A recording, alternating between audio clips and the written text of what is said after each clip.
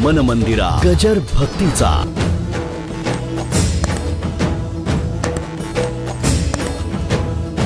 प्रत्येक क्षणाक्षणाला ईश्वरी सत्तेची अनुभूती जी होते, जी प्रचिती येते, त्याचं शब्दाच्या माध्यमातून तुमच्या पुढे प्रकट करण्याचं धैर्य केलं. ते धैर्य होण्याकरता सद्गुरूचा हात मस्तकावर होता. त्यामुळे हा ग्रंथ हा केवळ सद्गुरू कृपेचं दर्शन आहे. कर्तृत्वाचं नव्हे, ज्ञानाचं नव्हे, मला काय येतं किंवा काय येत नाही याचं नव्हे, तर सद्गुरू कृपा काय करू शकते याचं हे अमृतानुभव, हे व्यक्त दर्शन आहे. जितका भेद जास्ती तितकी अभेद प्रतीती अधिक.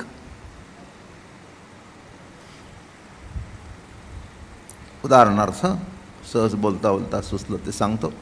एक बर्फाचा खडा तुमच्या हातात दिला. बर्फ आहे, होय, बरं. पण अनंत हिमशिखरे नटलेली जेव्हा तुम्ही बघता, हा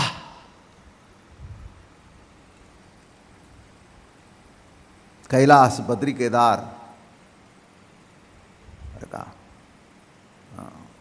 जेव्हा हिमशिखरे बघता, वाह वाह, अरे हा एवढ्या तुकड्याकडे बघून वा का केलं नाही? तिथे एवढंसं होतं. आणि इथे भेदू तव तव दूणा भेदासी.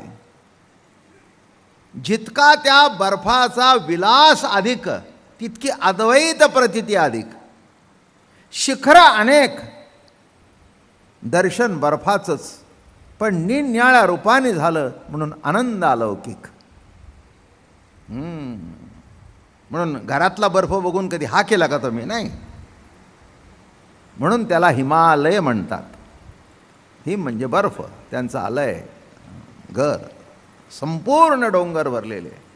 पण बघताना काय आनंद, काय आनंद, काय आनंद. बद्री केदारला सकाळच्या वेळेला आणि असा जेव्हा सूर्य पडतो, ओ हो हो हो, तुमच्या हातातल्या ह्याच्यावरही सूर्य पडला. घराच्या बाहेर निघाला त्याच्यावरही सूर्य पडला. सूर्य पडला का न पडला याचंही लक्ष नाही. आणि तिथे सूर्य केव्हा उगवतो, केव्हा त्या हिमशिखरावर पडतो आणि केव्हा त्याचा आनंद लुटतो. काय गंमत आहे.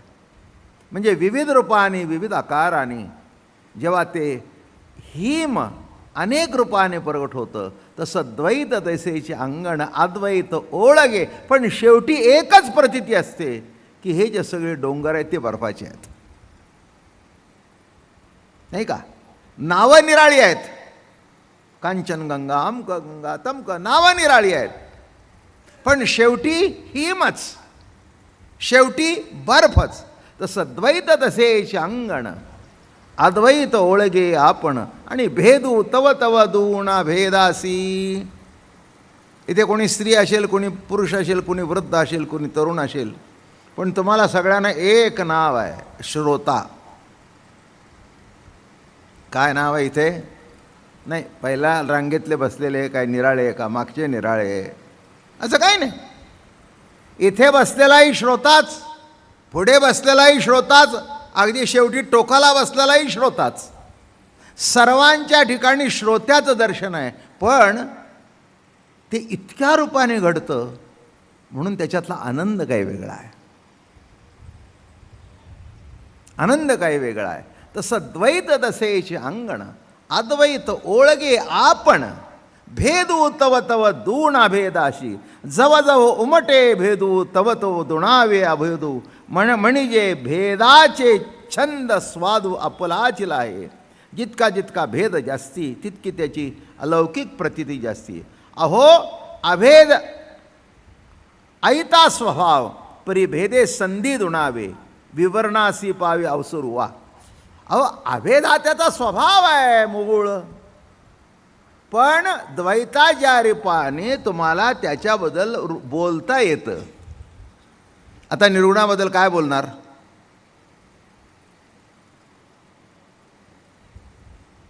काय सांगा की, कोणी या बोला 5 मिनटं. निर्गुणाबद्दल काय बोलणार? निर्गुणाबद्दल काय बोलणार? निर्गुण. पण ते निर्गुण जेव्हा सगुण होतं तेव्हा म्हणता येतं सुंदर ते ध्यान उभे विटे वरी. झालं सुरू. काय झालं? निर्गुण जेव्हा सगुण झालं. म्हणून कसं लिहिता येतं बघा. जवजव उमटे भेदू तव तव दुणाव्या भेदू. पुढे का? अहो अभेद आयता स्वभावे. अभेद आयता स्वभाव आहेच आहे, परी भेदे संधी दुणावे. पण भेदामुळे त्याचं वर्णन विशेषत्वाने करण्याचं संधी लाभली. बाईच्या आत पुरणपोळी असून उपयोग नाही, बाईच्या आत भजी असून उपयोग नाहीत. ती द्वैतामध्ये आल्यानंतर मग वर्णन करता येतं. वा छान भजी, छान कटाची आमटी, छान आमकं छान. म्हणजे भेदामुळे हे पुढचे शब्द प्रगटले. तुमच्या आत असून उपयोग नाही. महाराजांचा एक अभंग आहे. खपुष्पाची पूजा बांधोनी निर्गुणा आणि पाहोनिया कोण तृप्त झाला. खपुष्पाची पूजा, चांदण्याची फुलं, खपुष्पा बांधोनी निर्गुणा. आता निर्गुणाला बांधू निर्गुण आहे का? पाहोनिया कोण, किंवा दुसरे काय काय वर्णन महाराज फार सुंदर करतात. माय वांझेची आसुने पुत्र झाला. भीष्म स्त्रिये पाना आला. काय म्हणतात? वांझेच्या सुनेला पुत्र झाला. म्हणजे आता पुत्र झाला तिला वांझ का म्हणता? हा असा बोलण्यातला विलास झाला. वांझेच्या सुने, भीष्माला लग्नच झालं नाही तर त्याच्या बायकोला पाना केव्हा आला? तसं निर्गुण किंवा अभेद तत्व जेव्हा भेद रूपाने प्रगट होतं तेव्हा ते वर्णन करण्यायोग्य होतं आणि कुणालाही समजण्यासारखं होतं. आता हे एक जरी शब्द असला तरी निरनिराळ्या पद्धतीने तुम्हाला वर्णन करून सांगतोय म्हणून सोपं वाटतं. नाहीतर अवघड आहे. द्वैत जसेच्या अंगण अद्वैत ओळखे आपण. काय काय बा ठीक आहे, आपल्याला काही कळलं नाही, नाही का? म्हणून द्वैत जेव्हा भेटतं तेव्हाच आनंद असतो. अद्वैतात फक्त आहे ही प्रतीती आहे, पण भेदातून आनंद आहे. आपलंच ज्ञान परिच्छिन्न रूपाने जेव्हा भेटतं, आपलंच ज्ञान भेद रूपाने जेव्हा भेटतं तेव्हा आपल्यालाच त्याच्यातून आपल्याला आपला आनंद प्राप्त होतो. आणि तो परिच्छिन्न नाही, आपल्या ठिकाणी. म्हणून आपल्या ठिकाणी प्राप्त झालेला आनंद, त्या आनंदाचं नाव स्वानंद किंवा आत्मज्ञान. आपल्याला आपला झालेलं ज्ञान. म्हणून या ठिकाणी महाराज पुढे म्हणाले, जेवी जवजव पडे इंधन तव तव वाडी हुताशन. किंवा जवजव फाके किरण तव तव चंद्रमाची उजळे. तसं लाकडं टाकली जातात शेगडीमध्ये, इंधन जसं जसं टाकलं जाईल तसं जसं ज्वाळ प्रज्वलित होईल. तसं जितकं जितकं द्वैत निर्माण होईल तितकं तितकं अभेद प्रतीती. ज्वाळा आता वर येऊ लागल्या बरं का, छान झालं, जाळ चांगला पेटला. पण लाकडं अधिक टाकली तर, न टाकली तर नाही. टाकलीच नाही. पूर्वीच्या काळी असं काढायचं, आता तसं काही काढायचा प्रश्न नाही. त्यातल्या जुन्या लोकांना माहिती असेल, नव्यानं काही माहिती असण्याचं कारणच नाही. पूर्वी बंब व्हायचे आपल्या घरी, असं गोल, आणि वरून ती लाकडं टाकायची. पद्धत अशी असायची, असायला पाहिजे होती, असते, की आंघोळ ज्याने केली मागच्यानी त्यांनी भर टाकून पुन्हा लाकडं टाकायची. पण काय काय माणसं तापलेलं पाणी काढून घ्यायचे, भर टाकायचे नाही तर लाकडंही टाकायचे नाही, आणि मग जो मागचा येईल तो दोन्ही हाताने शंख. पाणी तेवढं घेता येतं, हात मोडले काय? अरे माझे मोडले नाही तर तुझे आहे तर टाक ना. झालं सुरू. काय म्हणजे जसं जसं लाकडं त्याच्या आतमध्ये टाकली जातात तसा तसा तो बंब कायम तापलेला राबतो. हां, तसं तसं जेवढं जेवढं द्वैत दिसेल तेवढा तेवढा आनंद तुम्हाला भोगायला मिळेल. हां, म्हणून हॉल भरला की मलाही सांगायला जोर येतो, नाही का? जोर येतो का? अरे एवढी मंडळी आलीत, जरा कस लावून सांगावं, तृप्त होऊन गेली पाहिजेत, म्हणजे उद्या येतील. माझं बोलणं कळलं का? अहो, माझं ज्ञान जर माझ्या आतच राहिलं तर पुढे काय?